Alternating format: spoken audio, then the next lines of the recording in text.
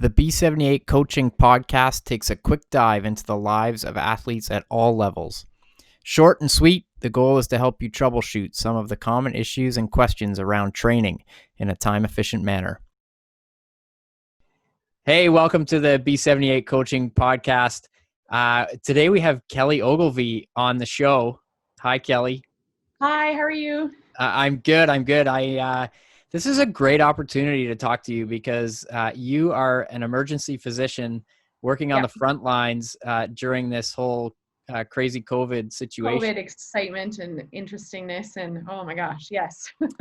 Yeah. So has it just been crazy? It initially, it's sort of funny. I feel like we have hit this sort of steady state in BC.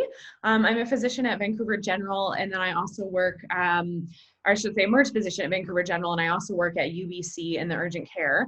And at the start, basically when you have sort of a response to like a pandemic or a mass casualty or something like that, you sort of have all these different ways to try and figure out how to manage the influx of patients.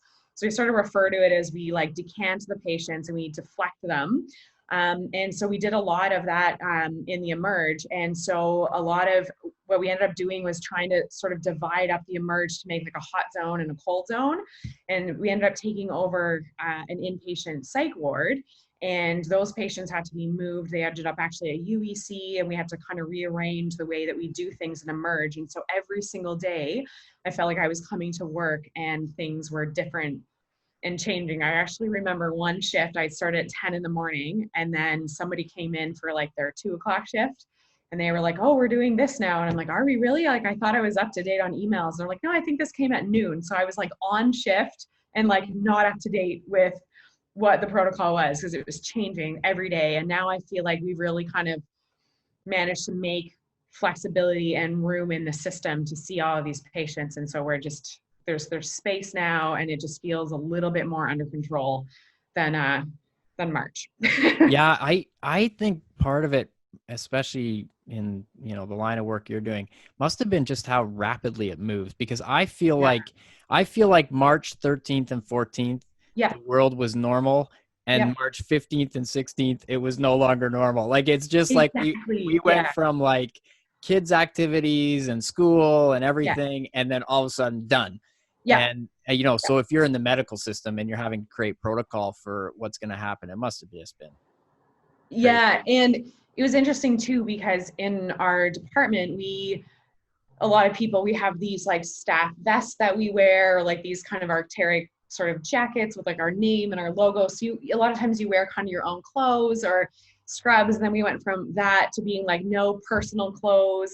And then we had to start switching over. They're like, hey, well, now you need to wear these like safety goggles. And then they changed that again. And it was like, now you need like these like almost like, they're not welding, but like they're like these goggles.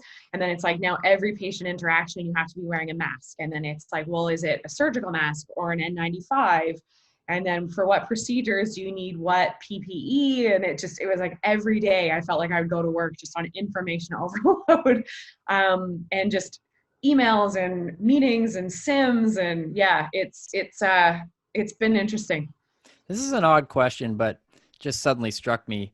Okay. When you put on all that equipment, like a mask or whatever, does it change the dynamic of actually having a conversation with somebody? And I don't mean like you can't see their lips moving or whatever, but does it I feel like there's like a real barrier. Like if I was trying to talk to somebody that suddenly had all this protective gear on, it'd be quite a weird exchange. Do you have that? Absolutely. And part of being an emergency room physician is you see all these people that you've never met before. And there's, say like 100 different reasons for someone to have chest pain. And I'm like actually trying to make like a pretty quick sort of judgment and assessment of like, am I worried about this person or am I not? And without being able to see their face, it's really difficult. And I also feel like it's a barrier for them to know and trust me, because it's like they can't see. And I feel like they can't hear me talking, and they can't see my facial expressions. And it's weird to interact with patients wearing all of this gear. And as like a kind of a whiny thing, it's just really hot. Yes, I bet. I bet. And actually quite difficult to breathe when you're Oh Poor my gosh. guy. And then like in the first week, just totally stupidly, I was like, oh, I packed my lunch. And then just forgetting I had a little bit of garlic that was in the salad dressing. And then I finished my lunch and throw the mask back on. I was like, oh geez. Oh, Like I was like, well, that won't happen again. So yeah. yeah. Wow.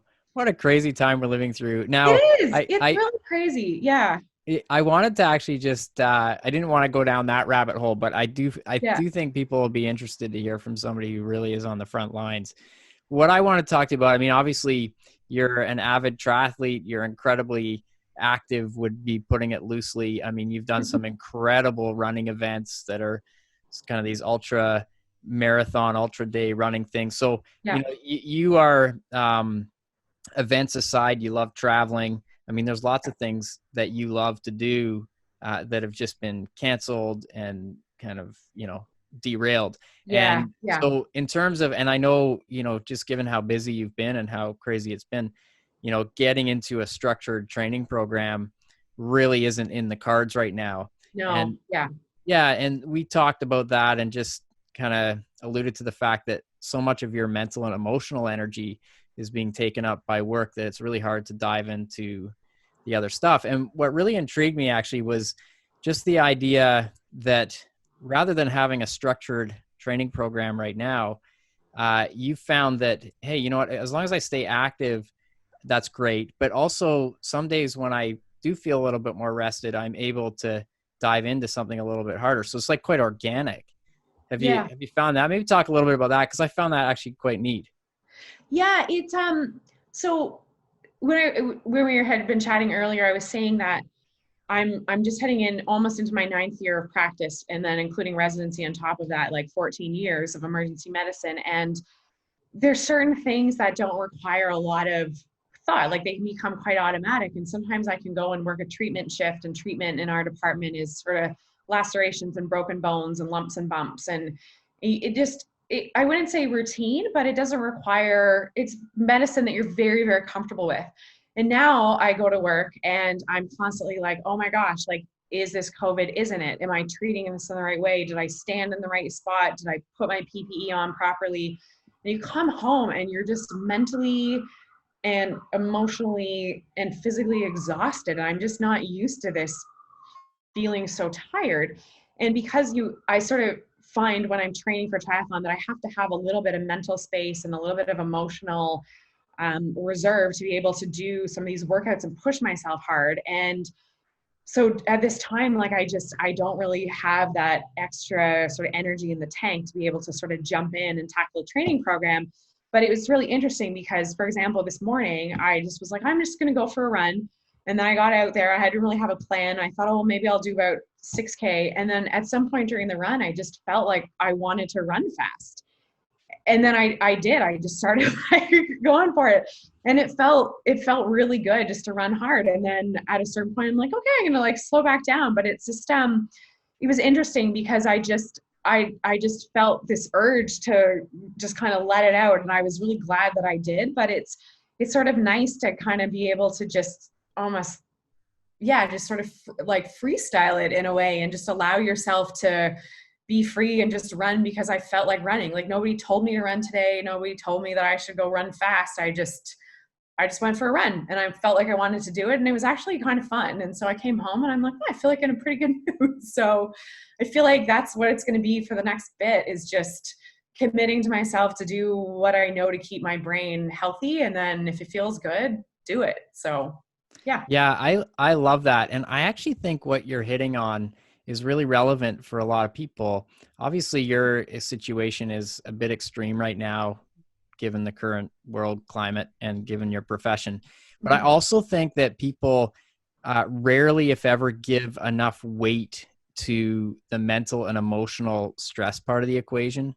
Yeah. And one of the things I've tried to say often is that stress is cumulative. Like stress doesn't care where it comes from. It just kind of piles on. So if you have physical stress from training and mental stress from work and emotional stress from a relationship, whatever it is, it all kind of piles on there. And if we aren't recovered enough, the easy one is if we're not recovered enough physically, we can really feel that, or we get injured, or we get sick, or something happens physically that is like, hey, you need to slow down and take a break.